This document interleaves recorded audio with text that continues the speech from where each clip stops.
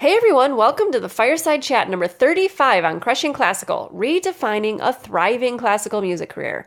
I'm Tracy Friedlander, and today's topic is about your frame of mind regarding money and what is truly possible while you are creating a career. I get it. You want a unique career and you see obstacles everywhere. The existing conversations around how much money you can make as a musician or what you need to do before you can have the career you really want can seem like very true facts, especially when all of your colleagues seem to agree with you. Today, we challenge that line of thinking. As you listen, reflect on some of your own patterns of thinking and see if you can try on something new. Before we start, a couple of quick things. Please join the conversation at facebook.com/crushingclassical as well as Crushing Classical on Instagram.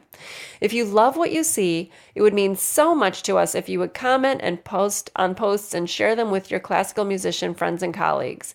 And if you haven't done it yet, join our Facebook group, Classical Cats. We continue the conversation inside the group on the topics we talk about on our episodes. We also recently made some improvements in the group. There are some awesome resources about things we've talked about regarding your Facebook feed, as well as a post that organizes all of our episodes by category, so you can now easily find an episode if you're looking for a certain topic. You can join Classical Cats at facebook.com/groups/crushingclassical. I'd also like to thank Fix Music for being a sponsor of Crushing Classical Podcast. Have you checked out Fix Music for your sheet music purchases yet? I'm so excited to have them as a sponsor. It's a really great site. FixMusic.com is your online resource for affordable, high-quality sheet music. Fix offers unique buying options for individuals, teachers, and schools. Whether you have a large private teaching studio or you run a music program, Fix has a solution for you. Contact them through their website for more information. Fix offers Priority and Priority Express shipping at super affordable rates, meaning they do not pad their shipping rates to make money. If you need sheet music fast, Fix will expedite it to you as inexpensively as possible. Also, remember to use the discount code CRUSH and get 10% off your order. Let's get started. Okay. So to start. So are you going to Google that right now really fast? Do you want me to Google it now? Find out. Okay, fine. So the Macintosh Apple problem, I don't understand what happened. And you know what? They've been gone for like a couple of years. Have you noticed that? Like 2 or 3 years they've been gone. Yeah, it's going towards me. a certain way. They just want to. Well, they're trying sell out the new apples that varieties, and I'm cost. not interested in new varieties. I like the old varieties. I like the ones that I I grew know. up with, the Macintosh apples, man. And they still have Yellow Delicious, though, so why aren't they making Macintosh anymore? This is stupid. Hold on, let me find out. Why are there no Macintosh apples anymore? That's what I'm Googling, because I want to know. What happened to the Macintosh apple? Okay, it was written in 2014, so I knew it was a while. Okay, BBC wrote about it, so it must be credible. It's real. It's a real news source. It must not be fake news. Okay. Yeah. Blah, blah, blah, blah, blah, blah, blah, blah, blah. But the apple variety it's named after has gone in the opposite direction. It was 30 years ago, blah, blah, blah. Oh, so the Macintosh apple came around when the Macintosh computer came around. Isn't that interesting? I was going to say, did they buy that, type of apple and then... That's interesting. So they tell the story of this, but here's the thing. What happened to... it looks like there was but as a whole, the Macintosh accounts for just under 5% of U.S. production, according to blah, blah, blah, blah, blah, blah, blah. The Macintosh was never grown commercially in the UK, but used to be widely sold here. Part of the reason it's less popular today is that it's not crisp enough. Oh. The other problem is its red color that lacks the stripy variation of Gala and Braeburn, which between them account for 45% of the market. So people choose apples based on crunchiness certain level things. I like crunchiness. a crunchy apple. Okay, so I liked the Macintosh apple because of the sweetness. I mean, yeah, and I agree that they were not as crisp. That's absolutely true. But I loved the sweetness of it. And that's the same, by the way, with the Yellow Delicious apples, which are still around. You can't find them all the time, but they are still around, and they're just like Macintosh in that they are not always they're often not the crispiest apple, but they are definitely one of the sweetest apples. Interesting. So, interesting. So, that's another thing about the Apple deal. So, Another reason why I choose apples, I don't like big apples because I'm not going to eat a big apple in one sitting. I like the small apples. So I know, there's, and that's one thing I don't like about the Honeycrisp is they yeah, give they're you too an big. apple that costs $17 and you're That's like, right. this is a meal. I'll It I'll is. have this It's, for breakfast, lunch, and dinner yeah, now. that's like, and if you leave the You apple know. sitting out, it turns brown. So if I can't eat it in one sitting, then I'm not going to buy the apple. So that's the issue with Yeah. the, yeah. And that's why So we're the, talking about it because I was chomping on an apple right before I hit record and I only yeah, ate you half guys of it missed the because crunching. You guys missed the yeah. crunching of she was chewing on an apple when she could do another one though if you really wanted to do another one, you Yeah, could do I can another I one. can go get it. I can go get it if you really want to hear. I know people love sounds, mouth sounds. That's one of They my favorite do. sounds. No, the Yeah. mouth sounds. Yeah, no. Yeah, people And let's chewing and totally and let's be honest, you know, and let's be honest, if you went and had another Honeycrisp apple, you would like, you would need a wheelbarrow to move around your house. Seriously, because they're filling, they're huge. I know. Well, really They're what I huge. want to do is I save the other half for after I'm going to dip it in nut butter. Oh, that's smart. I love doing that. I love doing that. Yeah. I love apple season. I'm always excited when it comes back. I'm like, oh, apple Me season. too. And I know Me apple too. season, I know there's apples all year round, but the apples in the fall are so much better than the Oh apples in the yeah, summer. They're just because they better. just grew. Yeah, because Yeah. it's part of the season. So, by the way, we were talking about, you guys, we decided to turn on the recording because a lot of times we talk about things you know, before we end up, Starting the yeah, fireside. starting the fireside. And so, Yeah. Tracy was making fun of me a little bit because I love obstacles. I love really difficult things. I love taking really big risks and putting myself in very uncomfortable situations and, like causing problems for myself. Yeah, and I aspire to be like that. And I said, well, I'm actually doing it right now by doing all this stuff, getting organized, starting an Airbnb, all these things we're doing. Yeah. Yeah. Starting Yeah, Crushing because Classical was really hard. before you really didn't like doing, it's not, I don't know if you didn't like doing hard things, but you didn't like obstacles, I would say. It wasn't even in my realm of possibility of thinking of doing that, you know? Uh-huh. You mean And of so I was having saying obstacles or starting Crushing yeah, Classical or something else? no, having obstacles like at all, like why Okay. you'd actually want that. And Why now you'd we're actually doing all want an these obstacle. challenges. Like we're Yeah. doing these challenges and I'm realizing how valuable they are because of that reason. And the other day, this is Friday, today's Friday that we're recording and it's fill in the blank Friday, which I love doing those because they're so easy for people to comment since it's just one thing you have to come up with. It's a great way to get answers from people on what they're thinking about. And one day I wrote, one Friday was auditions are blank. Mm-hmm. Yep. And someone's answer was the way I keep myself motivated, like they're addicted to them or something. Like they're the way that I Okay. keep Yeah. I can't remember the exact The way words I they see, like used. the way I keep myself on my toes kind of thing. Yeah. And I thought that was funny because that's the way that I used to think of auditions. And, that's why every time, career depression would set in or, the way things are, ugh, what's going Yeah. on? I'm not happy here. I'm not there. I You would would think take it an would be time to audition. take an audition. Yeah. Yeah. Or And I think that's where, you'd schedule an audition, right? And then you would yeah. take, 6 weeks or whatever to get ready for it or whatever. Mm-hmm. Yeah. Start looking Yeah. at the paper again. It must be my surroundings. That's why I'm upset and not happy with my current situation. It must be because I need a job and an audition, getting ready for an audition. I've heard lots of musicians say, oh, I'm just so much happier when I'm getting ready for an audition. I feel like I have a purpose, Mm-hmm. Yeah. So yeah, I get just, that. And, I mean, and the reason why we're talking about this, by the way, is because I'm in the middle of selling all my stuff because for a long time have wanted to, it's funny. I didn't realize how long I wanted to do it, but it's probably been about 2 years that I've thought about what would it be like if I didn't have a home? What would it be like if I didn't have a place to come back to I mean, when I say like a permanent home, like an apartment I lease or a home I rent or a home I buy or something, what would that be like if you know, and I yeah. really started fantasizing about it this summer because Arizona is really hot. And I thought, I'm in a lease, right? So I was like, I'm stuck. You know, I just want to pack up all my crap.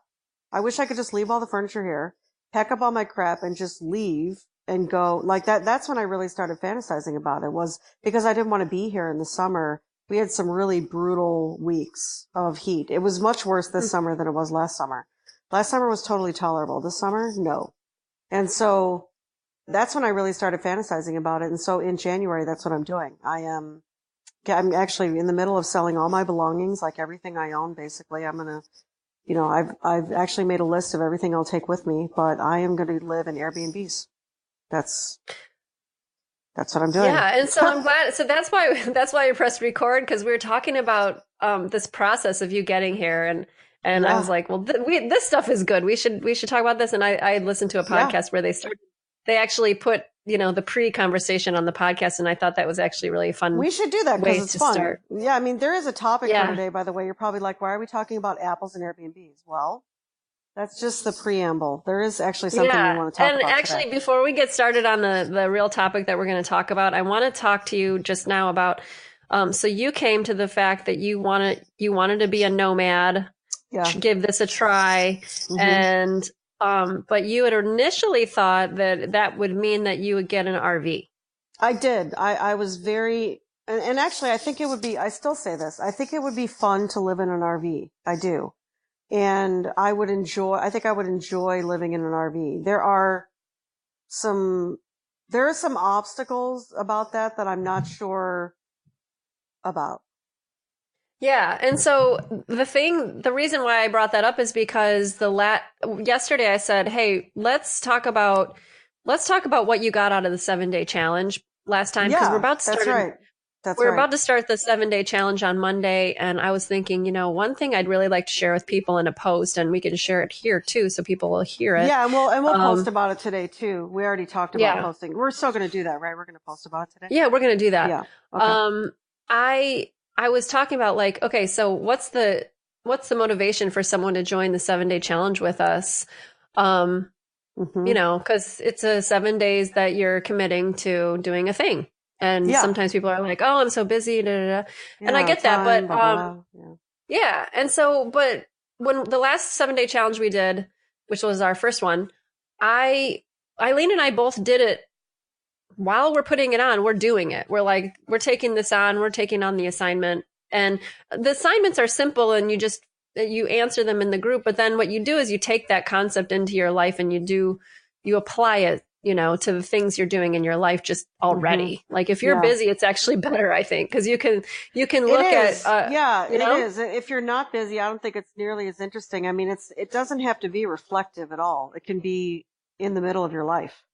Yeah. In fact, it's almost better if it is. It's almost better. Yeah. Because it gives you something to work on while you're doing it. So like you can start to observe. It's like observing your life, if you will, while you're in it. That's really what it is, Yeah. And there were some things that weren't being handled in my life that really came through during the 7-day challenge, and I became super, super duper productive that week towards the end of the week. The 2 days, was it the 2 days after the challenge was over that you became like the Tasmanian devil in your house? Was that when it was? Yeah, actually during the challenge. It was during? Okay. Yeah, it was over the weekend, because I remember it went over a weekend. Yeah, it did. It went over a weekend. You're right. And I was like, enough is enough. I'm taking care of this now. And it was weird because I had this really crazy energy. Like when I looked back on the day after having done what I did, I was like, I can't believe I did that. Yeah, I can't believe it. And I remember you went ape shit is what I remember. And I thought, who are you? I did. I was like, I decide if this gets done, and it gets done now. And so I'm excited to see I want to try and see if that happens again, or whatever other magic can happen. So, so I was going to, because it was so great. I felt like I forwarded stuff that had been seriously bothering me for maybe 8 months. I finished in a Saturday. Yeah, it's funny because you had been complaining about that particular, I say complaining, I say that lightly. You weren't like whining about it, but you would bring it up from time to, that's Mm-hmm. why I say complaining. You It would really bring it bothered me. up from time, yeah, you would bring it up from time to time for months, I remember. Mm-hmm. Yeah. And finally, like that week, I remember you just handled it. So Yeah. everything, that particular area of your life, which was your house at the time, that, Uh-huh. you had spent 8 months or so, maybe a year, really, I don't know exactly how long, but with stuff bothering you. And inside of like 2 or 3 days, you solved it. Yeah. Yeah. Yep. And I think Yeah. it's great that the 7 day challenge actually, you know, caused It that. did it. It caused that. And then Yeah. so I was saying to Eileen, like, I've talked about this a couple of times, what Yeah. I got out of that 7 day.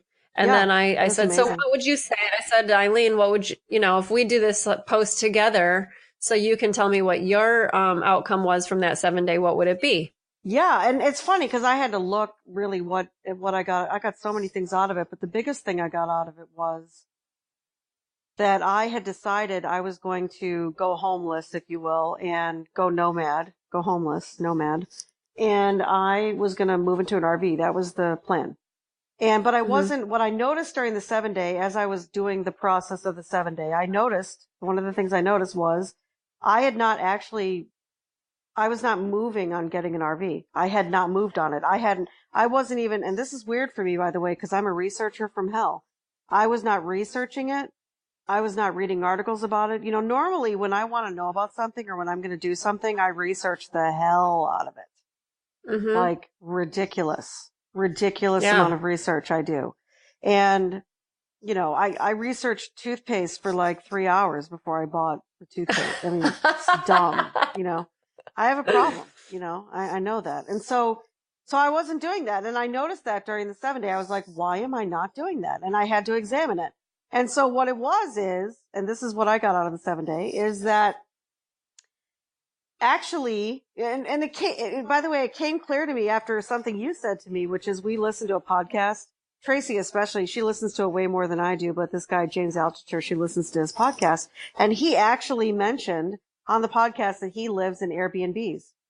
Like that's what Yeah. he does. He doesn't He have a permanent home, Yeah, you he know. sold all of his stuff. The only stuff he has is everything that he can own has to fit into his backpack. That's it. Yeah, which is pretty crazy. I mean, my stuff's Yeah. going to fit into a car. I'm definitely not ready to give up the car. That's not happening. But he lives in New York Right. City. He lives in New York Right. City. Right. So, having a car in New York City is like, this side of Dumb. dumb, I would say. So yeah, just this side of dumb. So anyway, when she said that, I was like, I got so excited because I was like, I want to do that.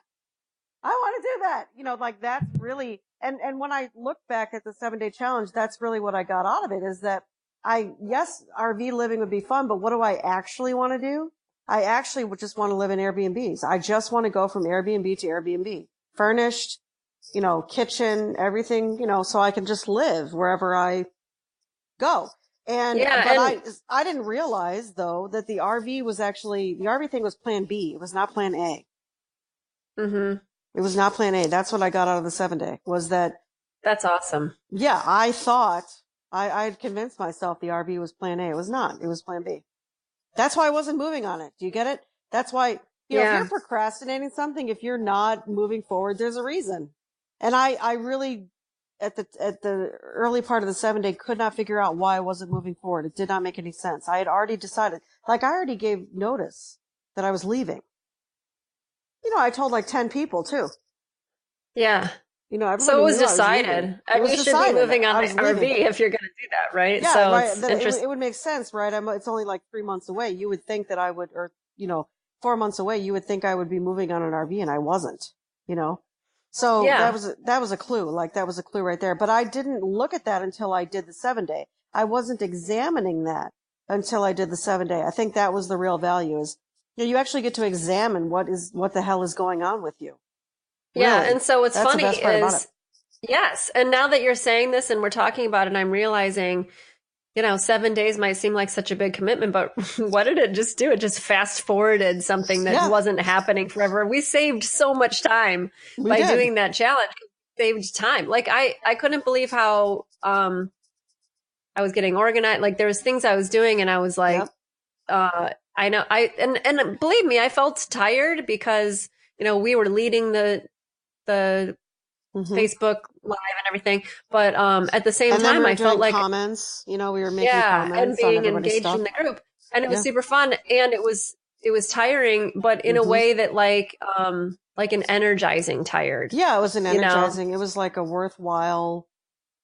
It was a really worthwhile type of exhaustion that we had. Yeah. So if you're Yeah. not signed up for it, today's Sunday. Well, today's Friday, but this is coming out on Sunday. Yeah. This is Sign your up, dude. chance. Join the group. Yeah. Join the group. And listen, this time, I just want to say this. We let people in through day 2, I think. I'm not going to do that Hmm. this time. You really need to be there from day 1. We announced this 2 weeks ago. And so, we're coming, or I should say 2 weeks before the start of it, which is November 6th. And, so this time we're not going to bring people in last minute. We're not going to do Yeah, that. because So, when you start late, you don't get caught up and you don't get yeah, it's anything just, out of yeah, it. people get So, behind. I mean, that's the problem is they walk yeah. in, they're 2 days behind. They can't get caught up. I mean, that's not a great feeling. So we're just not going to do that this time. If you're listening to this and you aren't in the challenge, just do it. It's great. You have no idea what you're going to get out of it. And that's the best part about it is, Yeah. And I if mean, I you're was busy, completely it's surprised. better if you're busy. It's It better if is. you're It's busy. better if you're busy because you can actually be an observer of the life you're living right now. And it doesn't take long, by the Yeah. way. The little assignments that I give you every day, it's not really difficult. It's not difficult work. It's not time consuming work. There's none of it. No, I mean, how long did it take you to do an assignment a day? It would take me 15, several 20 minutes. minutes. Yeah. 15, 20 Yeah. minutes. And that's probably because I was overthinking it. Let's be clear. There were times I did it in 5 minutes. Like I just Yeah. knew what I was going to say Yep. and Yep. Yep. I mean, so really. yeah. So just do it. I mean, if you haven't done it yet, do it. If you're doing it again, by the way, I'm taking it to another level. So if you're listening to this and you did the 7-day last time, I actually enhanced it and I'm actually adding another level I'm giving like an up-leveled assignment for people who did the first round already. Oh, So nice. yeah, I didn't tell you that. Yeah. So I'm doing it was suggested to me by the people who did the tracks that we did that we just finished. Uh-huh. It was suggested to me to do an up-level version of the 7-day for people who'd already completed it. And I said, yeah, you know what? That's a great idea. So I'm going to do it. That's a great idea. So, Yeah. so I'm going to put the link in the show notes. Mm-hmm. And it's also on our Facebook page, Crushing Yeah. Classical Facebook page. Yeah. Join. So Join. Yeah. It's going to be fun. Join. We had a great time last time. It was fun. I mean, and also it's just great to be in a community of people who are all in the same inquiry. Yeah. Everybody wants the same thing. We don't all have the same goals, but we all want the same thing at the end of the day. And, Yeah. you can find your people. That's another reason to join. You want to find your people? They're in this group. Mm-hmm. They're in this Absolutely. group. We had over 100 people in the group last time. Yeah, it was so It great. was great. So join us for heaven's sake. And by the way, if you know anybody who you think would love to do this, was exploring, what a unique career might look like for themselves, Mm-hmm. and they want to know why they haven't done it or done anything about it, you'll know why. By the end of the 7-day, you'll know. You'll know why you haven't moved on it. You'll know. I promise you'll know. So yeah, it's good. So anyway, join, find a friend, and let's get to the topic. Yeah, what we're going to talk about today. Okay, good. So, you know what? And I don't have. Let me just go real quick. I'm looking for that message. So, okay. So here's the deal. We should give a little background why we're talking about this. Don't you think? Yes, go for it. Okay. So, and obviously we're not going to name names because we don't do that here. But right. So there was a guy who wrote us a message. He wrote a Crushing Classical message. He wrote it to, Tracy checks those messages. And so, she sent me the message. And what's funny about it is, we wanted him to do a hot seat. He said no. Cause this would have been such a great topic for a hot seat. Yeah. But actually his suggestion was maybe you guys want to explore this. Well, yeah, some more. Cause we are going to explore it. When he reached out, it would have been so much better though if it would have been a hot seat. I know. You know, it would have been. But when he reached out, he said, maybe you want to explore this. I'm sure I'm not the only one who feels this way. And then I said, hey, you want to come on a hot seat and work through it? And he was like, no, I don't want to. I don't want to be public about it. And lots of people have said that to me when I've asked them for a hot seat. I'm not ready. I don't want to do that. Yeah. Yeah. But, I mean, I get that. So anyway, he sent us this message. And so, Tracy, can you read the message? I'm actually scrolling to find it right now because you sent it. It's actually in my messages. So that's why you can't find it. Oh, but you texted it to me though. Oh, I did. Okay. You remember Well, that? Texted it to me. basically what his concern was, you had said we've talked several times on Firesides about when you want a specific career goal, like let's use me for an example. I wanted to be in a top 5 orchestra, and I said that's what I wanted. But while I said that's what I wanted, what I was doing was filling up my calendar as a freelancer and a teacher. So I was creating a Yeah, but I mean, we can talk about that, but that's not really what. You don't think that's what it was about? That's not what the message was about at all. No. Mm-mm. The message was about that he was getting that message, that what you said was that maybe a good idea would be to get a job, a non-music job, to sustain your career building. Well, I just want to read his message is what I want to do. Can we start there? Can we do that? Yes. I want it because it doesn't have there's no qualifying information in it at all. There's none. And I There's have it none. right here. No. Oh, you got it? Okay. Read it. Yeah. Okay. One thing Eileen was talking about on that episode that might be worth spending time expanding on, finding a non-music job to sustain the building or recreation of a music career. So finding a non-music job, and it's true, I did talk about that. Finding a non-music job to sustain the building of a music career. I and a couple of friends of mine are hitting constant brick walls because potential employers can't see what transferable skills we might have for quote unquote real jobs, add our middle age and advanced degrees to that, and they see us both as unqualified and overqualified at the same time. What do you think? Have you heard this from others? That was the message that we got. Right. Mm-hmm. Okay. So we're going to talk about this. We're actually going to toss this message around because it's interesting the way he worded it. And I hope he's going to listen to this episode. You can message him and tell him that we talked about it. Okay. So one thing I want to point out, the thing that you were about to say about getting an outside job, I mean, that is relevant to a point, I think. So if you want to expand on that a little bit, I think, there is some relevance there, but there's a lot of thinking going on in this message that there's a reason why he's having roadblocks. And if you're in this situation, there's a reason why you're having roadblocks. So, and there's actually 3 reasons why. I mean, based on this message alone, I see 3 reasons. I see 3 things. Do you remember we talked about that, Tracy? There's yes, 3, I do, there's 3 points of view that are the problem here. Okay. And by the way, I want to remind everybody, I may never have said this before, but let me just say it now. The problem you have is never the problem. The problem you have is never the problem. The problem you have is how you think about the problem. Mm-hmm. It's never the problem. The problem is not money. The problem is not time. The problem is not I have kids. The problem is not I have a family. The problem is my husband won't let me. That is not the problem. None of those things are problems. Mm-hmm. So how you're living your life right now is you think the reason why I can't do X, Y, Z is because of money, time, name your circumstance. That is not the case. That is not the case. I don't know any other way to say it. Flat. That is not the case.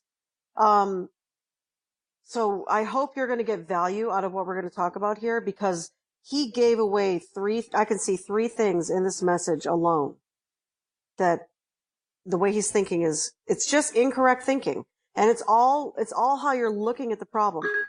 It's not because of the circumstance. The problem doesn't exist because of the circumstance or whatever is in it. The problem exists because of how you're looking at the circumstance. Mm-hmm. Okay? Exactly. That's what we're going to talk about today. And by the way, we'll do the same. We'll mention the same thing with you, Tracy, because your example about how you went about getting a top 5 is very relevant here. Right. It's very relevant here. Okay. So do you want me to dive into the message and just say a few things about what I see about this? Yes, definitely. Okay, because we didn't even discuss how are we going to do this. So he says, one thing Eileen was talking about in the episode is it might be worth spending time on finding a non-music job to sustain the building or recreation of a music career. Okay, first problem is right there. Finding a non-music job to sustain the building or recreation of a music career. Now, there's nothing wrong, by the way, with doing that. I'm not saying you should or shouldn't do that. That isn't the case. But There is a fact, like he's living like it's a fact that I cannot have, this is what the point of view is. I cannot have a music job that I want until I do this other thing first. So that other thing, plan B, has to be before plan A. I cannot have plan A now. I cannot make plan A happen now. I have to have it later after I do plan B. Right, because plan B is the one that makes money and plan A doesn't make money. That's right. So there's a fact in the music, quote unquote. I'm using fact in quotes. Whenever I say fact, just imagine I'm putting quotes around it. There is a fact in the music world that I cannot or unable to, or it doesn't make sense to, or it won't work or whatever, make money in this thing I want to do in music. So I have to go do this other thing. Mm-hmm. That is a truth that musicians live by right now. Yeah. Classical musicians live by. I don't know about other musicians, but classical musicians live by that. That's the truth. That's the first problem. Okay. That's the first problem. That's actually not true. That you're just living like that's true. Mm-hmm. Now, cause you could make a living with plan A, but you would have to give up the fact that you couldn't. You would have to go against, there is no truth that you can't make money doing the thing you want to do. You just have that as a truth or a fact, and so you're just not going to do it.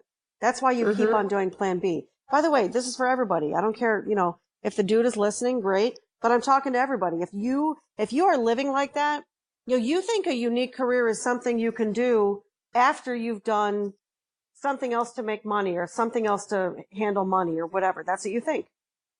Yeah. That's what you think. And that is, by the way, that's not true, but you think it's true. And so you live like it's true. And so therefore it is true. Mm-hmm. And how do we know this? Because there's a million people in the world who don't live this way. They do make careers happen out of things that seemingly would not work. You can read about it you can read about it all the time. You can read about it in arts magazines, business magazines. You can read it everywhere. People do it all the time. Yeah. You can do it. So that's the first thing. That's not actually a problem. You just have it as a problem. Right. Make sense? Yeah. Do you see so that's the first thing. So, and by the way, I'm just reading his language. I'm reading what he wrote in here. The second thing he said is, I had a couple friends of mine are hitting constant brick walls because potential employers can't see what transferable skills we might have for real jobs. Ah, this is fascinating. Right. So real jobs are real as in quotes. So that means that like he's saying that a music job isn't a real job, and so he has So first or maybe of all, that's just what society thinks, and so that's why it's in quotes. Like society thinks. It's not even that. He thinks society thinks that. Do you understand? Yeah. Yeah. So therefore, it is true for him. Mm-hmm. See, there is no everybody walks around like these things are truths. They're not. You just think they're true, and so they are true for you. Right. I'm just saying, but there's even more than that. I think it's interesting what he says here. Potential employers can't see what transferable skills we might have for real jobs. Why do they need to see transferable skills? Why can't you show them how you have transferable skills? If they can't see it, it's your job to show them. So if you're not communicating, if you're not explaining that, if you're not creating yourself as having transferable skills, they will not see it.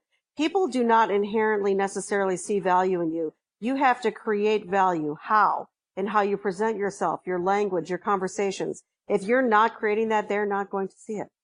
Yeah.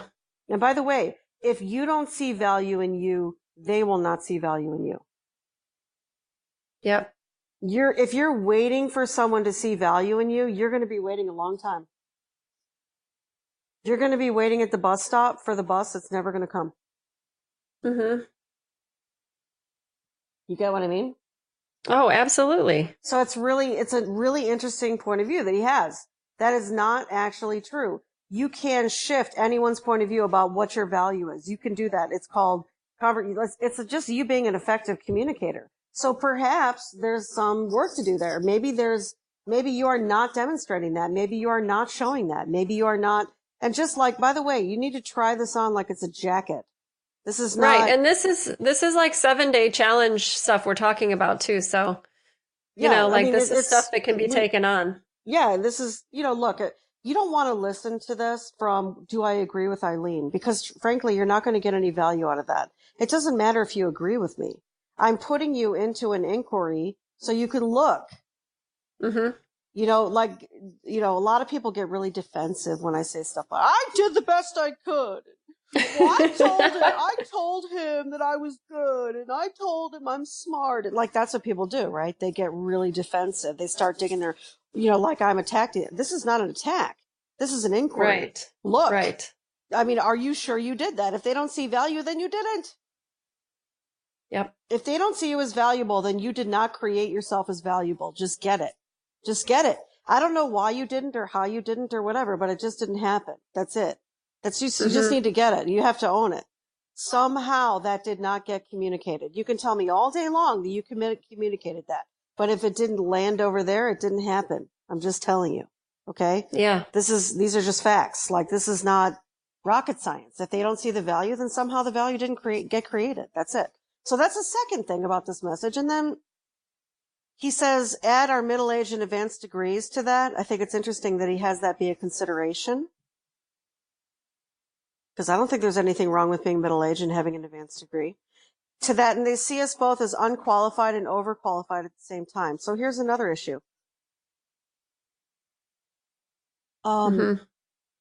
Classical musicians, I find, they always want their resumes to speak for them. Do you notice that? Absolutely. That's why you see it everywhere. Every time you open up a program. Yep. Yes. They just list all the things they've done. Yeah. You go to a musician's and you're website. Supposed to go. Yeah.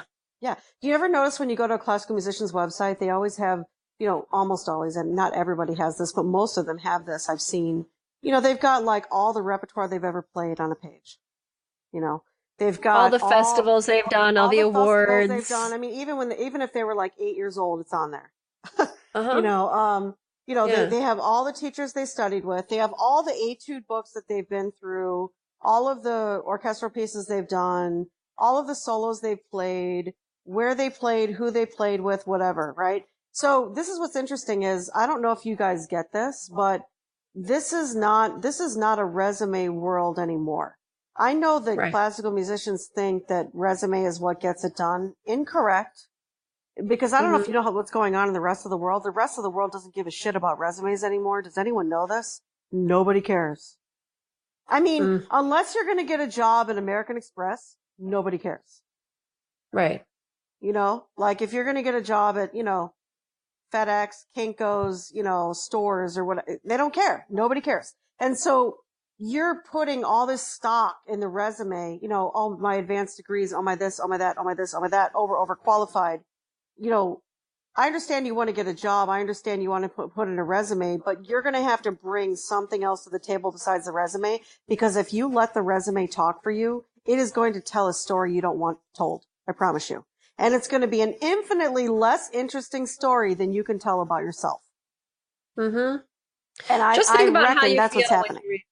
Right. And when I read a resume, I'm like, oh, you don't get to find out anything about the actual person, but yet you can say, you could read a resume about some violinist who's done this, that, and the other festival and this, that, and the other teacher. And you can pull up 12 or 15 or 20 other ones that look basically that impressive. Right. And by the way, this is why we talk about public figure pages, by the way. Why should you have a public figure page? Because I promise you that will sell you infinitely better than your resume will. Like infinitely better. Yeah. Crazy how much better it would sell you. Yeah. So much better. You don't have a public figure page or a Facebook page. You're missing out. You're really, truly missing out. It's a mistake because your resume will have to sell you forever. And trust me, you don't want that. Page, and the public figure page shouldn't be a resume on the internet. It shouldn't be, I've done this, and here's my upcoming concert, and here's my next upcoming concert, and here's the next thing I just did, and I did this last night. Yawn. Recently, I was, somebody told me about, just, not that this is important, but long story short, someone told me about a young person coming up and sent me 3, websites. Well, I didn't go, websites for me are sort of like resumes, you know? Mm-hmm. So I clicked on the resumes. Okay, yada, yada. I want to see their Facebook pages. So I go to each Facebook page. The first two, I'm like, okay, these are resumes on a Facebook page. Mm-hmm. They're doing the same thing I just outlined. The You can third always one, tell. Mm-hmm. mhm, the third one was different. The third one, the guy's documenting, he's putting videos, he's talking about what he's doing, he's talking about his upcoming projects, he's talking about his future plans, he's talking, telling you about what he just did. I'm getting to know the guy. I'm like, I like him. He's a Mm-hmm. go-getter. He's hungry. He wants stuff. And Mm-hmm. he's creating something unique. And like, I just wanted to watch all the videos. It's like so interesting how different it is now. And that's where the rest of the world is outside of the classical musician Yep. That's where the rest of the niche. world is. Yep. They're like, I That's where want the to rest know of the who that world. is That's because right. it's noisy. It's Yeah. noisy. And it's like you can look at a stack of 50,000 resumes, boring, Yep. just like what you I'm just said. telling you, So, classical musicians, if you guys are relying on your resume, you're totally missing out. The rest of the world doesn't give a shit about it. I'm telling you, that is the furthest thing from anyone's mind anymore. Resume anymore. Your resume is, where's your Facebook page? yep. And last week on the Fireside, we said everyone can be a public figure. Mm-hmm. So that applies here. Yep. Anyone can be a public figure. I don't care what, you know, and by the way, there's so many things you can talk about and we've talked about this a lot on Firesides, what you can talk about. And even in hot seats, we've done hot seats with people to tell them what to Hmm. talk about. We've talked about this a lot. And Yeah. so, yeah, you just, again, so this guy, these are the issues with this message. I get the whole, but this is not the problem you have, he has it. This guy has it that it's the employers that are the problem. They don't see my value. They don't this, they don't that, they don't this. That is never the problem. The problem is always how you're approaching the problem, how you're looking at the problem, how you see the problem. The problem is never the thing. The problem is you. It's always you. It will forever be you. And nobody wants Hmm. to hear that, but that is how it is. And nobody wants to hear that because it makes you feel like you did something wrong, you failed, and that's not the point. That's not the Nope. point at all. Nope. Because we all Nope. have what you continue to not achieve is what you won't look at, right? Yep. Like you won't confront it and you won't say, Yep. I have to look at this and then I have a chance to change it. And Yeah, the you source have to is look you. at it. You have to look Yeah. at it first. And that's all I'm ever trying to get you to do is look. I just want you to look. That's it. You need to look at it. And you have to look at it in a different way than you're looking at it now. The problem Yeah. is not the problem. And whenever you have a problem, you should say that to yourself. The problem is not the problem. The problem is how I'm looking at the problem. Yeah. It's always that. It's always that. There are some people who can solve their problems in no time at all. There are some people who have problems that exist forever because they just aren't there. This is the way they look at it. That's it. Hmm. How come one person can solve a problem quickly, the other one cannot? Because of the way they look at it. That's Hmm. it. You just have to change how you're looking at it. And so, I think it's a valuable, and by the way, if you decide to, it doesn't matter to me if you decide to do plan A before plan B before plan A. I don't care what order you do it in, or if you do plan B first. I'm telling you though, it is not a fact or a truth that you have to do plan B first. You don't. You don't. I Right. know you think that, but that's just because of how you're looking at the problem. Right. You don't have to do it that way. So I think that's how people look at unique careers right now for classical music. I really do. I think how they're looking at it is, well, I can do that after I've handled XYZ over here, this problem that I Hmm. have. Not realizing that if you actually took it on, this plan A thing you want to do would actually solve this thing over here you're trying to solve. Yeah. Money or whatever. For a lot of people, it's money. And by the way, we should talk about that too. Money. Right. Because that was the other comment that came in, and it was about money.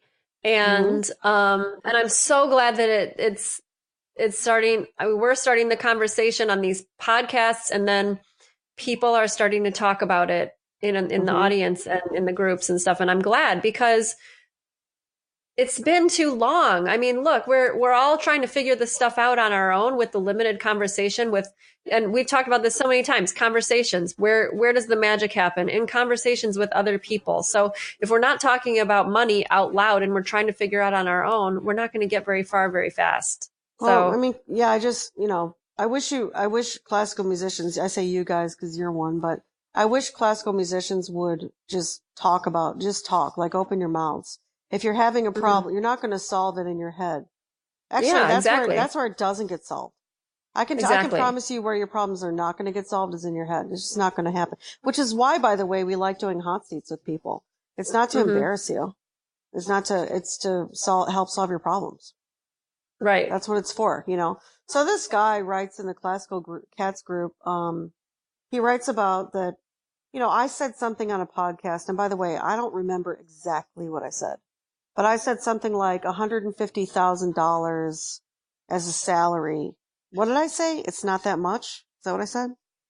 I think you said it's not that much. He thought you said it's not that hard to make.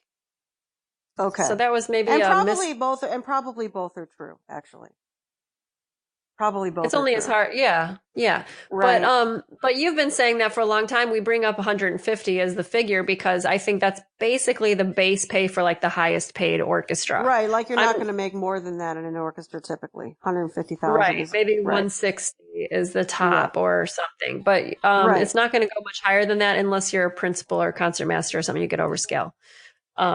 Which is even less positions available. So we just start with base salaries. Since that's the more likely situation.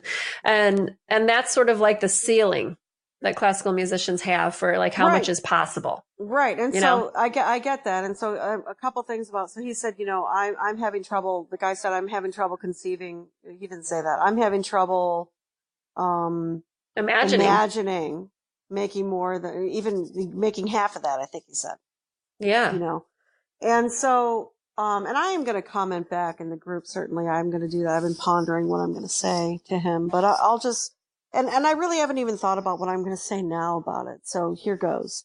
The first thing is you should know, I know it's hard to imagine, but there is a world outside of classical music where making $150,000 is not only,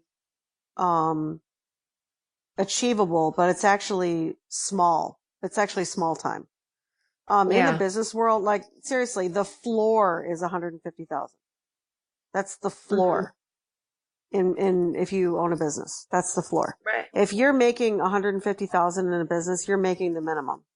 Because you have to think about it. When you take taxes out of that. Yeah.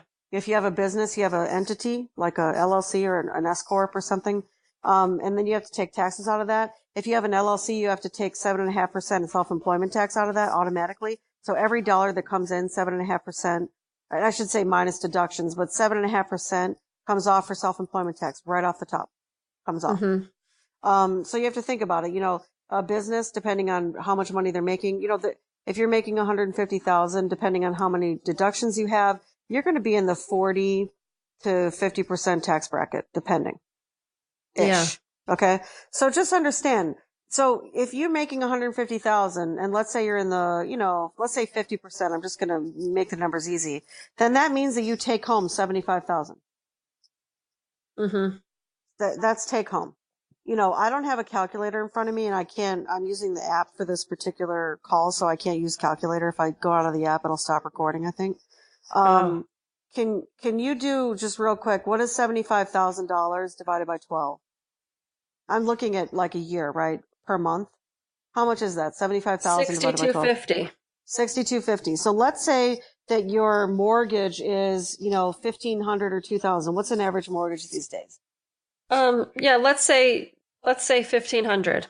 Okay, $1,500. So you take, you know, 62, let's say you take $6,200 and then you take 1,500 off. Now what's left over?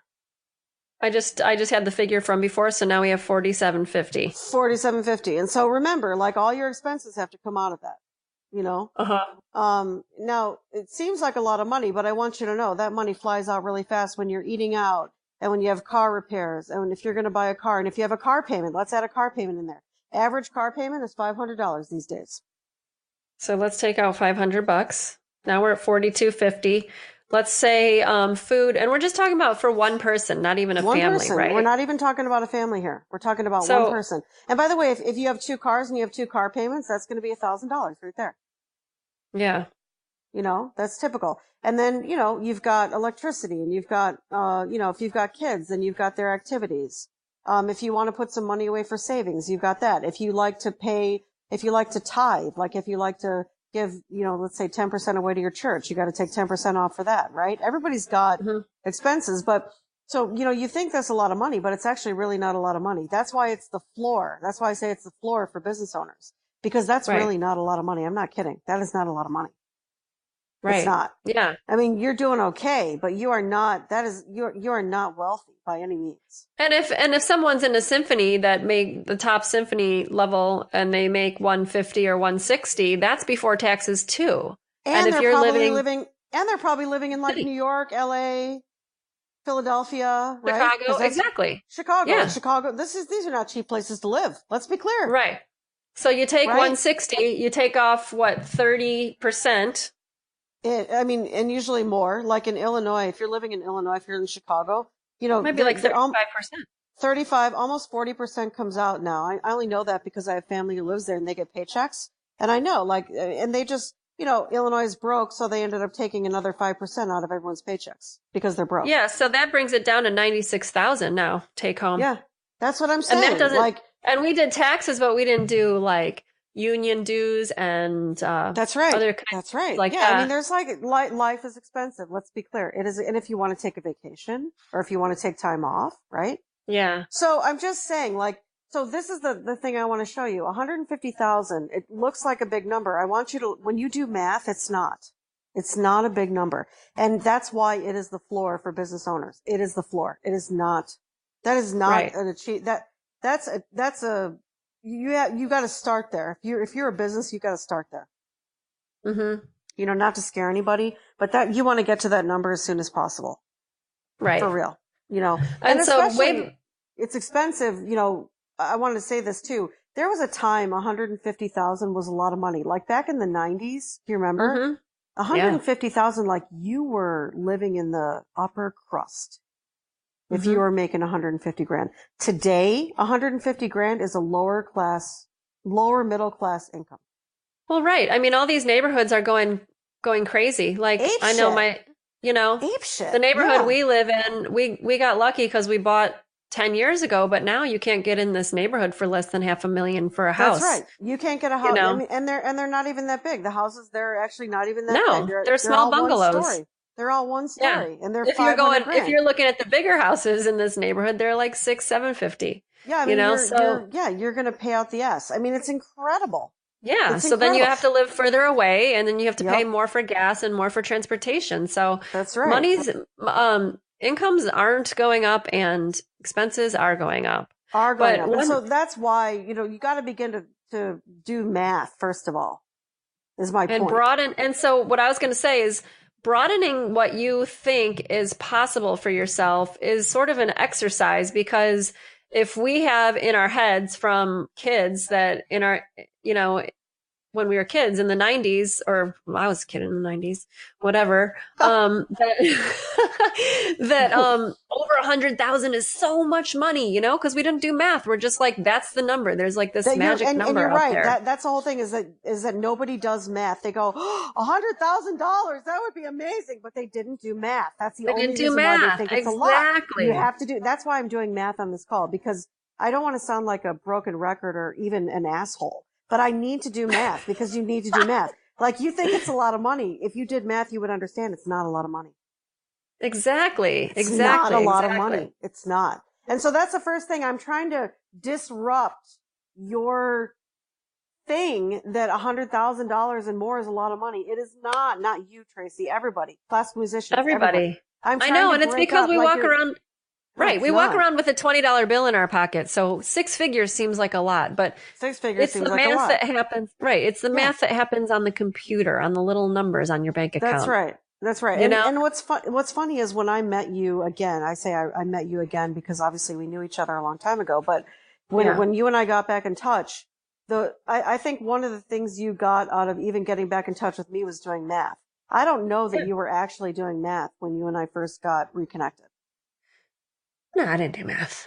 No. I mean, and a lot of people don't see the reason to do math. I love doing math. And what's really funny is I sucked at math. I got terrible grades in math, terrible. But Yeah, but you now, don't need calculus to do this. You just need no, a you don't. You just need a calculator with a calculator. Yeah, subtraction. you need a calculator, half a brain, and like just a bit of give a shit. That's all you need to do math. That's it. Like you don't Yeah, need but anything okay, more. so what I want to bring up, because this is like the sad part of the story, the happy Yeah, part, or let's the do it. positive part, is Yeah. that way back on our first fireside that we had with John Fink, he brought up Oh, a really, wait, remember this? wasn't it the second fireside we did with him though? I don't know. Let me tell you what I'm talking about first, and then you can tell me Okay, what. okay. I was thinking about the game he played with us. What if you had Yes, 2,000, yes, the 4,000, that game. one. So I don't. It might have been the second one. I can't It was the remember. second one. It was the second one. It was the Okay, second so one. Yeah. we played that game where you had like, here, I'm going to give you $2,000 right now. You have to not Mm-hmm. only spend it all day, but tomorrow I'm going to give you 4,000, and Yeah, then like the I'm gonna next day keep I'm going to do doubling it. 6,000 Yeah, every I'm day, gonna double double it. So like Eileen, and he played this game with me on the call. or He said, double. Yeah, yeah, not so going up by twos, but double. 2,000, 4,000, 8,000. 8,000, 16,000, right? You have That's to how it spend was. all of it, and so All of like it it in one just. day. All of Yeah, it. and it's fun, and if you can't spend it, you gotta use your imagination to figure out how you would spend it. That's right. And this is the cool, like you should go listen if you haven't listened to John Fink's, his episodes are great, but if you haven't Yeah. listened to that second, we did a second fireside with John Fink and, you can reference it in the show notes, I think, right? You can do that. Oh yeah, Um, I'll definitely do yeah, that. go look it up. I think it was Money 2.0 or something. I can't remember exactly what we The called it, but first one was anyway, broke is in the mind, and the second one was money 2.0. okay, so it's called Money Yeah. 2.0, and in that episode is where we talk about this exercise where, so one thing I recommend doing is raising and using this exercise to raise your threshold for your money tolerance almost. If Yeah. 100,000 or 150,000 seems like too much, start spending money you don't have in your mind and begin to expand what is a lot of money to you. What is a lot of money? Because if you cannot conceive of 150,000, if you can't even conceive of it, you will never have that amount. Right. Like, I don't care. Like, you won't even win a job with that amount because you can't even conceive of having that amount. Seriously. Right. But think about it. You could buy one car with 150,000. Like You that's could. how dumb it is. Like Yeah. like the stuff that you can buy, I'm saying, is how dumb it Yeah. is. Like you could take that much money and buy one car. I mean, most of You us could wouldn't buy a house. do that. You could buy a house with 150,000. Yeah. You With could. that as your down payment, you could buy a $1 million house. Yeah. I mean, depending on, yeah, if you want to put down like 20% of a, you could figure out the numbers on that, but typically you Yeah. put down 20 or 30% of the purchase price. Yeah. So You're right. whatever, So whatever that is, I can't do a calculator right now because I'm using my phone, but, for recording, but seriously, you just have to, it's all about what you can conceive of. That's what it is. It's all about what you can conceive of. And if you start doing math, that's the thing. You got to do math. If you do Yeah. math, you'll begin to go, oh, like you'll start to get in the reality of money. People think about the concept of money without looking at the reality of money. I look Yeah, at the and reality of money. yes, and the exercise is fun because it makes you do that, and it also makes you realize, gee, well, I don't know, because I already have everything I want, and I'm only up to, $80,000. And then You you know? start wanting, and then you have to start wanting other things in order to spend the money. Exactly. And then because you came up with some really good ideas on that fireside that we did with him. Yeah, it was fun. Like Tracy had way more wants than me, let's be clear. And so she was coming up with all kinds of really great ideas. And I was like, oh yeah, that's a really good idea. But I wasn't even, because there was nothing that I really wanted. And that was the problem, honestly. So part of having more is being able to conceive of more is actually wanting more. There's like a correlation between those two things.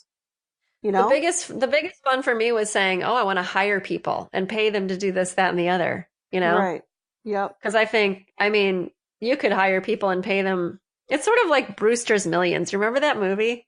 Yeah, I do. Long time ago. Wow. That's what he ended up having to do because he was supposed to spend a certain millions of dollars within a really short amount of time. Yeah, and short amount of time. And Yep. if he spent all of it, he would get the big bonus. But if he didn't, right. he wouldn't get it. So he's right. and You wouldn't get it. It's So you a had to funny spend movie. it. Yeah, Yeah. it is. It's a good movie. But seriously, that's, you have to, if you can't conceive of it, I recommend that exercise that John put up on that Fireside. But then, Yeah. then you have to start wanting more. And so I just want you to look at, is your wanter broken? Eileen says is that a it lot. That's your in the little, shop? that's Is your your wanter phrase. broken? Yeah. Your I mean, if your wanter. wanter is broken, then, maybe that's a place to look as well, because you Yeah, can here's how you know. Here's how you know if your wanter is 150,000. broken. You say things like, I can't have that because, or I'll Yep. never get that because, Yep. or We can't do that because, Mm-hmm. there's no way that would ever happen because. Mm-hmm. That's how you know your wanter's broken. Like, you literally live as if the circumstances that you have prevent anything you could want. You're always using the circumstances as an excuse for why you can't. So you don't even allow yourself to want it. Yep. Like, you've truly stopped wanting things because you've decided that the rules dictate you can't have that. And I have a feeling that classical musicians have done that quite a bit. Yeah. I do. Yeah. They're like, oh, we can't make more than $50,000 in our profession. And so we just can't want a nice home, and we cannot want trips or vacations or whatever. A nice Oh, totally. car. And you know what? I don't want to throw my husband under the bus, but I'm just gonna right now. Just kidding. Oh. Okay, wait, do it. I can't wait to hear this. What is this? I can't wait to hear it. I used to remember I told you way back, and now I'm starting Contempo Ensemble. But Right. but I had for a really long time thought, oh, wouldn't it be so cool to have an ensemble? What if I created these concerts where there's like wine tastings and we're doing this and we're doing that and everyone wants to be there and there's a DJ sometimes and it's an event and a party, and I would sometimes I would tell him about this stuff and he would go, well, that's going to be hard to do because you don't have money to make that happen, and what kind of place are you going to put it in? Like, you have to rent that place, and he wasn't trying to be mean, but he was just pointing out all the reasons why I couldn't have what I just described. And by the way, this is what people do all the time. They do, but you have people in your life who are doing this to you, by the way. Yeah. I'm talking about you, everyone listening. You have people in your life. Yeah. And I remember being like, geez, why can't, and I would get mad at him, of course. Why can't you just let me, dream and dream? And right. Sure, why can't you just let me dream? Yes, I get that. Yeah, sure. I know that I don't, maybe the concert won't look like that. Cause I would say, like, wouldn't it be cool if there were velvet couches? He's like, where are you going to get 50 velvet couches? Where are you going to put them? I'm like, I don't need to have a couch, or I don't need to have the velvet couches on the first concert. But, right. I'll have them on concert number 2. Yeah, I get that. Exactly. But this is how you stop wanting things, though. You start cutting things away because you go, I can't do that. I can't do this. This is not possible. That's where it starts. Yep. And then pretty soon I stopped thinking about it. Pretty soon I stopped talking about it. Pretty soon it's like, I'm not going to talk about it because now I'm just going to see what the roadblocks are for it. So there's no point in talking about it. That's right. That's what happens. That's what happens. It happens to everybody. It's completely normal. It's completely human. And that's the same thing that happens when you think about, I'd love to make 150. Oh, I can't make 150,000. Like, you put your own ceiling. How would I do that? I can't even think of it. The last gig I played, I only made $500. How am I going to get there? I know because I've done it. Yeah, I get it. I get it. And what I'll tell you is, you're not going to get there until you can conceive of getting there. Right. Like, you'll never have that. And by the way, everybody goes, if I'm a musician, if I'm a classical musician, the only way I'm going to make 150,000 is if, Tracy, you can just fill in the blank for me. If I get a job in a top 5 orchestra. That is the answer. That is the standard answer for how I'm going to make 150,000. And I want you guys to know that is the problem. Because you have decided the only way that you can do that is that way, and that's it. Yeah, and under the assumption that it has to come from that one source. That's right. So yeah, you're right. So there's really 2 issues. One is, you think that's the only way, and it has to come from one source. Mm-hmm. Or you think, if I want to make 150,000, I'm going to have to play gigs 365 days a year, 3 times a day in order to make that happen. Yeah. Yeah. Really interesting. You you have to conceive of it first, but you also, you're not, you can't imagine the number, but you also can't, you have to actually try and imagine what would it be to imagine that number what if I told you that you had to come up with that number? This would be an interesting exercise.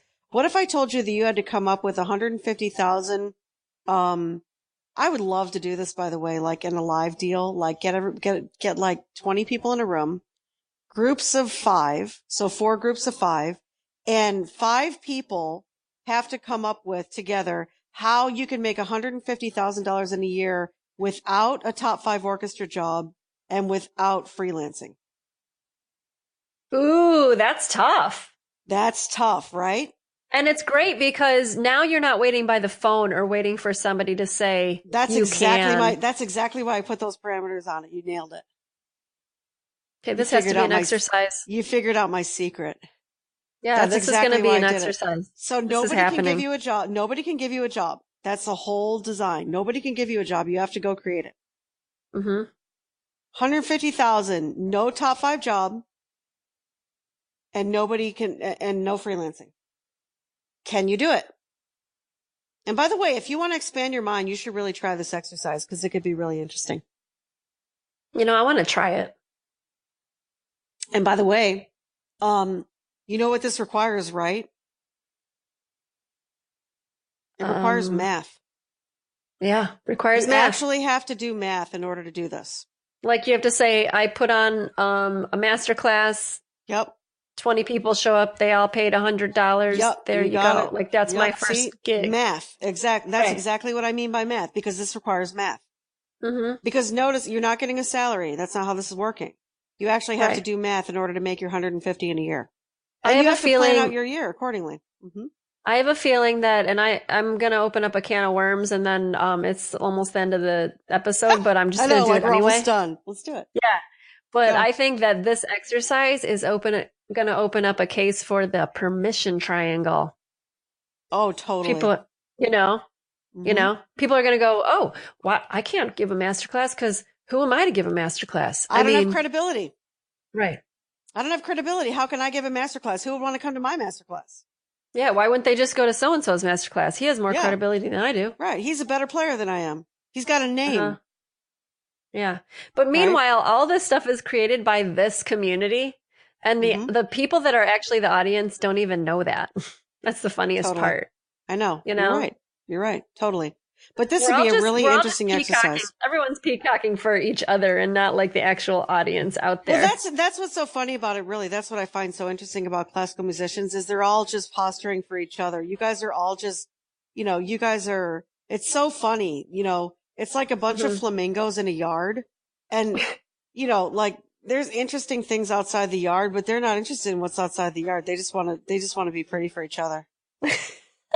It's hilarious. It's the funniest thing. And by the way, and you're like, well, I can't get too pretty in the yard because if I get too pretty, they're going to hate me because I'm the prettiest in the yard.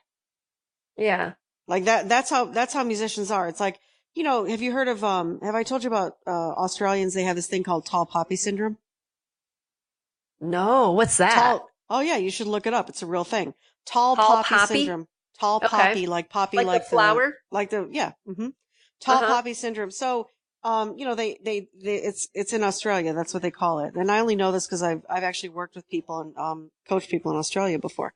And so they have this thing called tall poppy syndrome. And so what they do is, like poppies, they're like weeds, they grow they're ridiculous the way they grow. They grow tall, they grow quickly. They're really like pretty. weeds. They plant them like off the highway they're beautiful in North Carolina. Yeah, they're really beautiful. Pretty. But the problem is they have to be maintained because they're constant. The overgrowth is like seriously. There's an overgrowth issue with poppies, and so what they do is, with real poppy fields, they actually have to cut the overgrowth.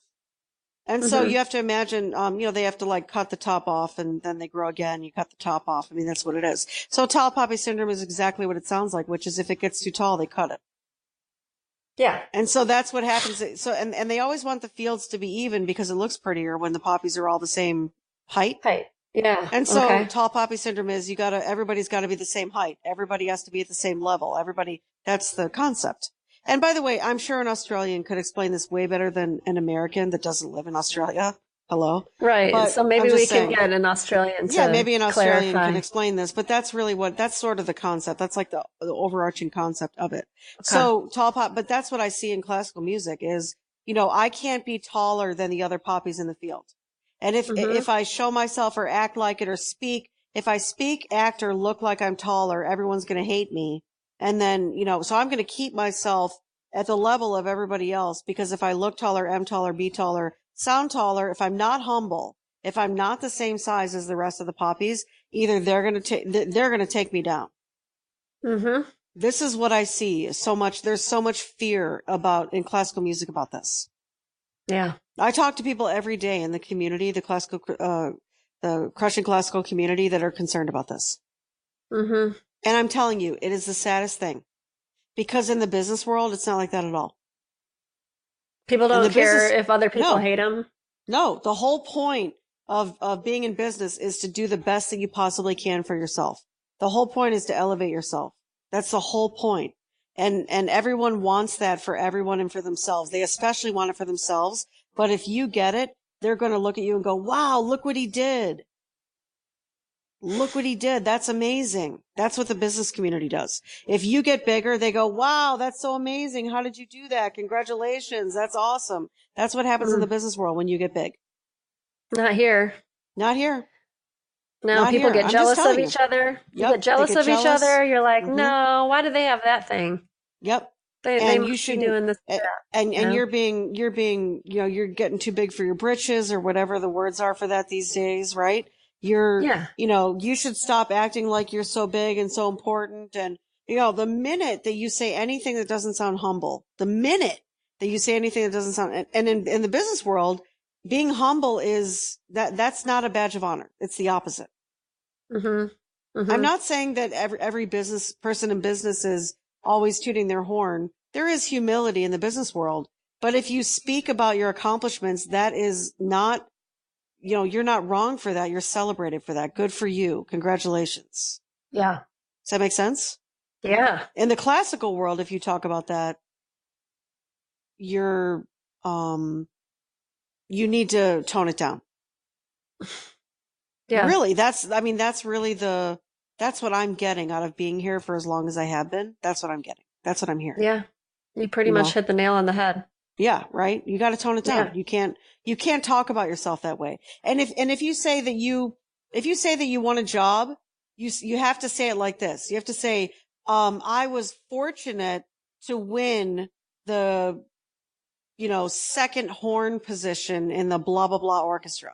I was fortunate to, Yeah. you were not fortunate. That's bullshit. You won the job. Shut up. Yeah. Yeah. That you were not fortunate. There was no good fortune in that. Sorry. You earned that job. Mm-hmm. Why can't you just say I won the job? I know. You know what I'm saying, Tracy? This is how it is. Right. You go, oh, Right. I was fortunate to be the professor of viola at such and such university. No, darling, you were not fortunate. You went through a hiring process and you came out the winner. Congratulations. If you can't own that, there's something off. Uh-huh. Do you understand?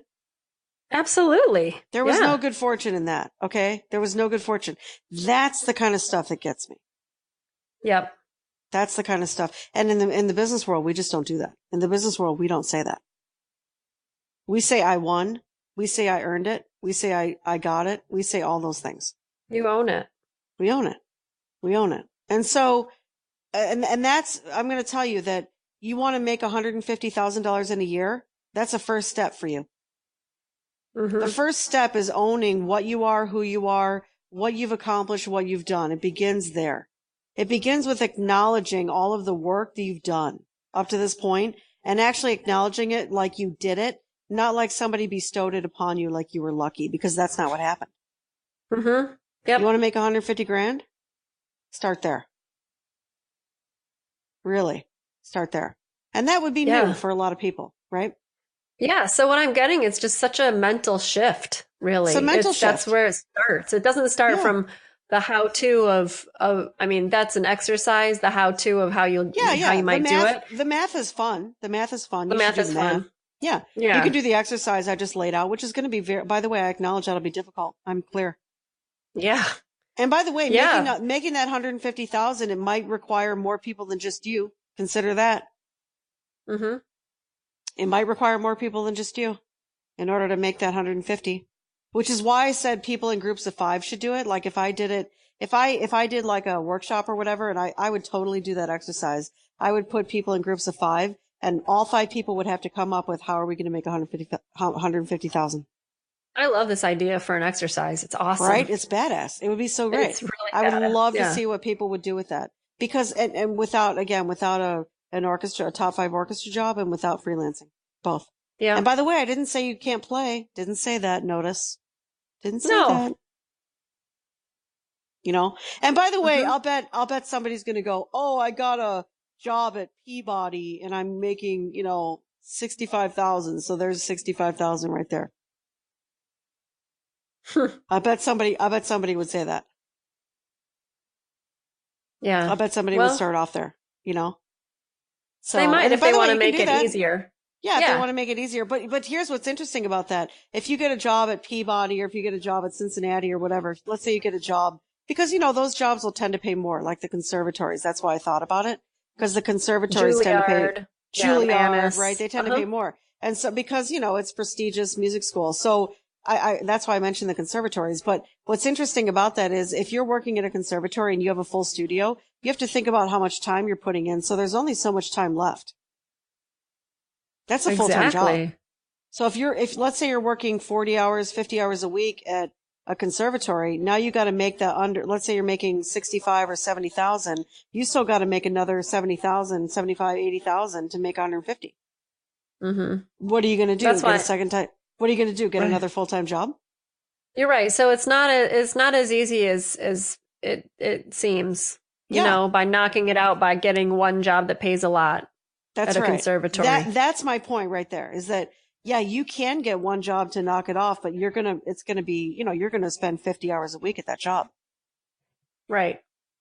Right? Exactly. So anyway, just food for thought, do what you want to do with that. But I would love to I want you guys to begin to think bigger. This is a conversation about thinking bigger.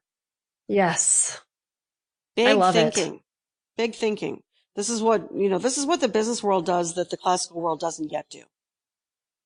Yeah. And that's the unique perspective of having you here is that you've seen it for a lot of years and which is why, like, when you started telling me this way back when, I was just blown away, like literally blown away. Like, what? Yeah, I know. Like, Your it's a mind, I world, know. it's like a universe that I didn't even know existed. You're right. It is totally a universe that people would never believe it. People would never believe. I mean, people pay, get this. Here's another thing. Here's another mind blower before we go. Chew on this one. Put this in your pipe and smoke it. There are people who spend, anywhere between $30,000 and $100,000 a year on coaching and mentoring alone.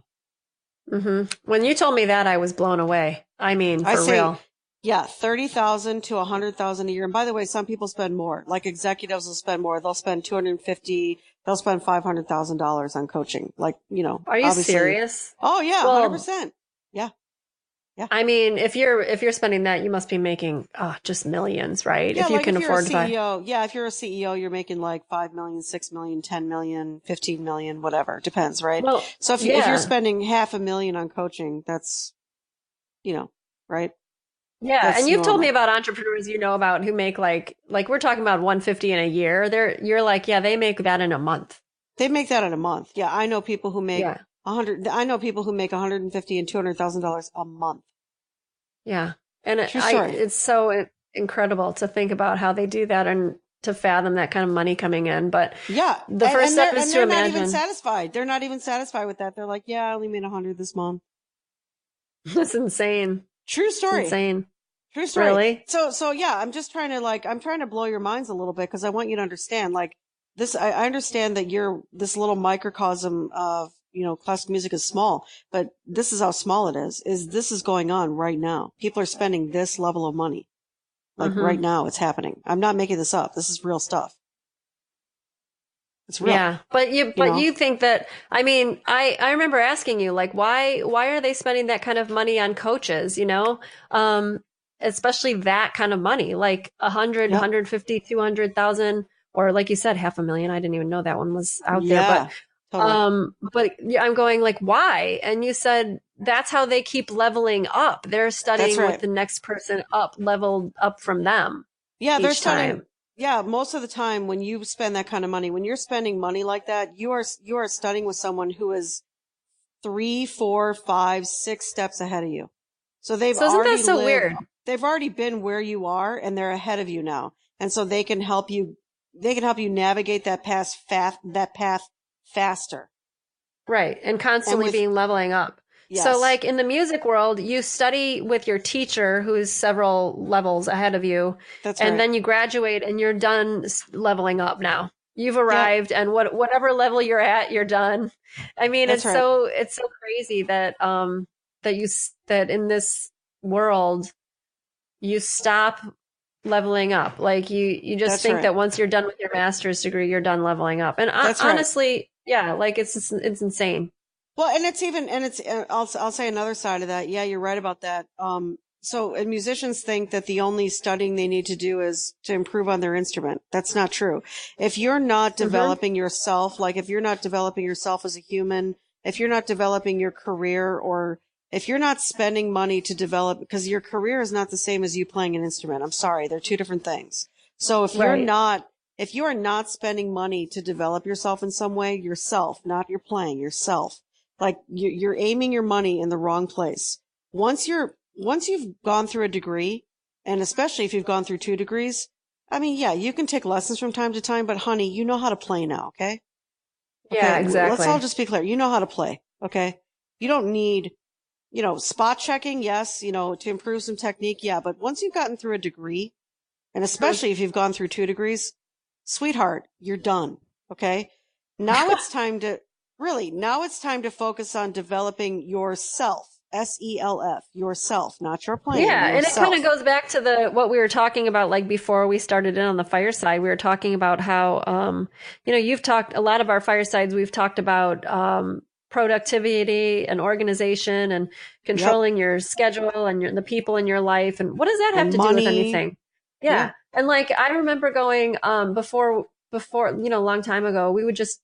My husband and I would just chuckle about like, yeah, we're unorganized. It's just, we're the typical musicians, just, chaotic and unorganized. And I didn't think organization had anything to do with anything. And now that I've been learning this stuff from you, actually, I see how important it is. It means everything. It means absolutely everything. Your relationships, what's going on with them, like all of it's related to your success as a whatever you're doing in your career. That's right. It's all related. And mostly what I notice is classical musicians ignore it. The only thing they focus on is their playing. You guys, you're missing, there's a whole dimension. There's like 4 dimensions that you're missing. Yeah. So if you're having repeated unsuccess as a player, you keep going back to the same thing. I need to get better as a player. Maybe that's not it. And in fact, I hope that you strongly, I hope you see it's not it, because it's not it. Right. You cannot keep, making the same mouse trap that wasn't trapping the mouse before and think it's going to trap the mouse now. It's not going to happen. So, this is just open your minds. I hope that's what this did for you. Yeah. Today. So big time. Cool. This was fun. And I'm glad we got to talk about apples at the front. Yeah, I know. I'm going to go eat the rest of mine with that nut butter. I'm definitely having an apple after this with nut butter. Cool. So we'll talk next week. And by the way, feel free to, come in the classical cats group and talk about all this stuff. Join the classical cats group. By the way, we have some great resources. We just updated. We have a new post. It's a pinned post, so it's at the top. And if you're on your phone, click on the little pinned post button, and you'll see it. It's an album of all the resources. Like if you're new to the podcast, you can go in and see which podcasts are under what category. So if you want to listen to money podcasts, there's like top 3 or 4 ones that are in there. If you want to hear something about productivity or, I don't know, we have a whole bunch of topics. Yeah, we have a lot of topics in there. Yeah, there's a bunch of topics in there. It's great. Yeah. So, and then we talked a lot about Facebook and flushing your feed and how to make Facebook work for you and stuff. And it's all outlined in those posts. So if you missed those, or if you heard it but you don't remember, join the Crushing Classical group. It's called Classical Cats, and you can see those posts. Totally. Yeah. Awesome. All right. Sign up for the 7-day challenge, and we'll see you there on Monday. See you there. Awesome. All right. We'll talk to you later. Bye. Okay. Bye. Here on Monday. Awesome. All right. We'll talk to you later. Thank you for listening today. Hey, listen, I have a huge favor to ask you, and it will only take a few seconds. If you like this show, one way that you can let us know is by writing a review on iTunes and subscribing to the podcast. Writing a review will help other people to find the podcast and help us immensely. It will only take a few minutes. Just head over to iTunes and search for Crushing Classical. There, you can write a review and click subscribe. Thanks again.